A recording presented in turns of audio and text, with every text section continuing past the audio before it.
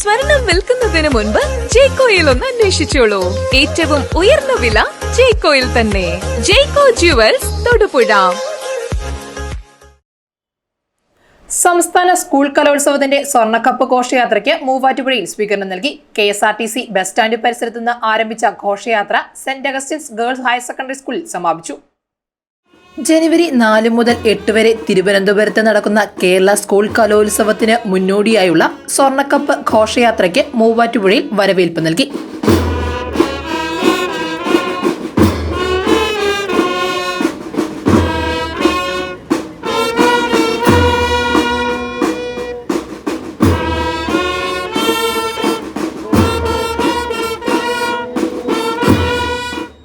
Muvattupuzha KSRTC bus stand പരിസരത്ത് നിന്നും band ചെണ്ടമേളങ്ങളുടെ അകമ്പടിയോടെ NCC, SPC, scout and guide, NSS, JRC വോളണ്ടിയർമാരുടെ സാന്നിധ്യത്തിൽ എറണാകുളം ജില്ലാ പഞ്ചായത്ത് പ്രസിഡന്റ് മനോജ് മൂത്തേടൻ, മൂവാറ്റുപുഴ നഗരസഭാ ചെയർമാൻ PP എൽദോസ്, എറണാകുളം വിദ്യാഭ്യാസ ഡെപ്യൂട്ടി ഡയറക്ടർ ഹണി അലക്സാണ്ടർ, നഗരസഭ വിദ്യാഭ്യാസ standing committee chairman Jose Kuriakose, ward councillor Jinu Antony Madakkal എന്നിവരുടെ നേതൃത്വത്തിൽ സ്വർണ്ണക്കപ്പിനെ മൂവാറ്റുപുഴ സെന്റ് അഗസ്റ്റിൻസ് ഹൈസ്കൂളിലേക്ക് ആനയിച്ചു.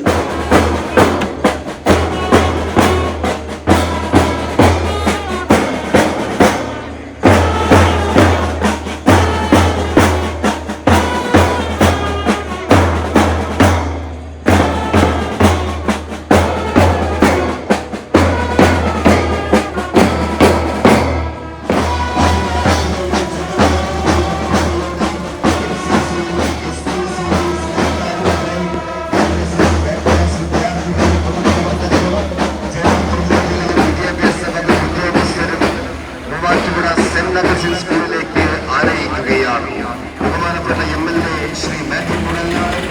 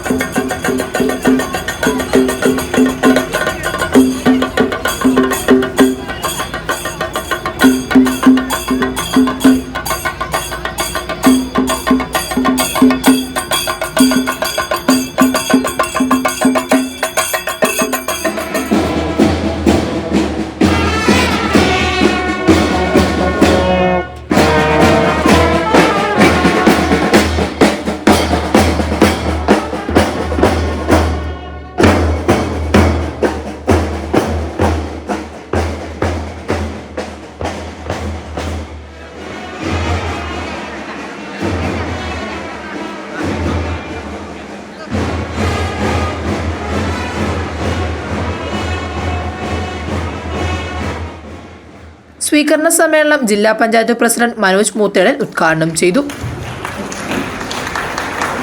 മൂവാറ്റുപുഴ നഗരസഭയ്ക്ക് വേണ്ടി ചെയർമാൻ ശ്രീ PP എൽദോസ് സ്വീകരിക്കുന്നു.